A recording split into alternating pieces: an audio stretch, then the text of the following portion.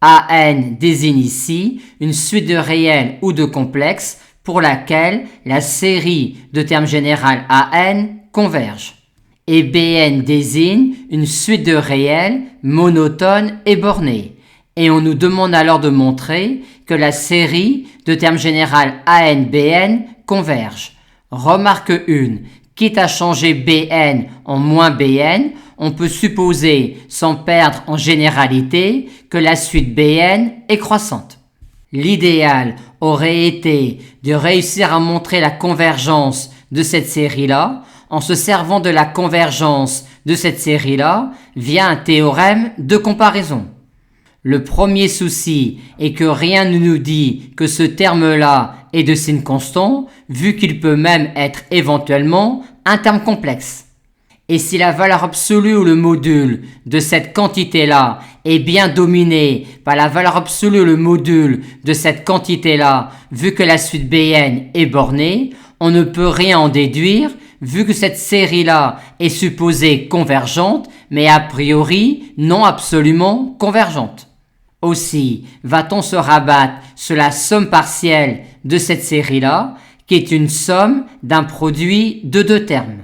Aussi peut-on éventuellement penser effectuer sur cette somme-là d'un produit de deux termes une transformation d'Abel. Mais la nouvelle somme partielle sera-t-elle plus intéressante? Le terme général de la nouvelle somme partielle sera le produit de ces deux quantités-là, à savoir entre guillemets une primitive des termes petit ak, à savoir la somme partielle dak, et la dérivée entre guillemets dbk, à savoir bk plus 1 moins bk.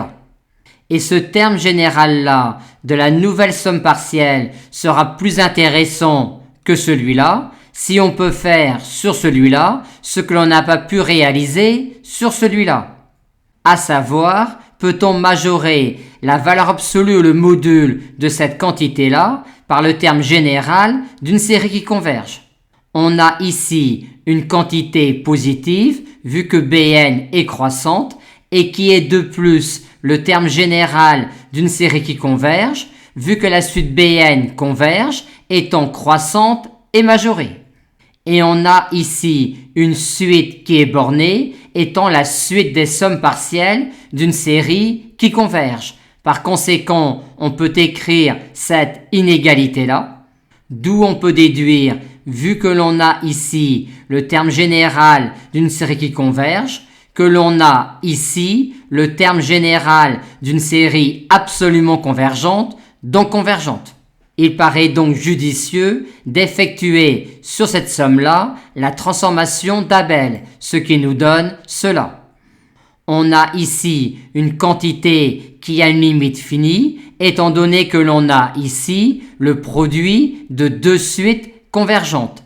Et on a également ici une quantité qui a une limite finie quand n tend vers plus infini, vu qu'il s'agit de la suite des sommes partielles d'une série absolument convergente.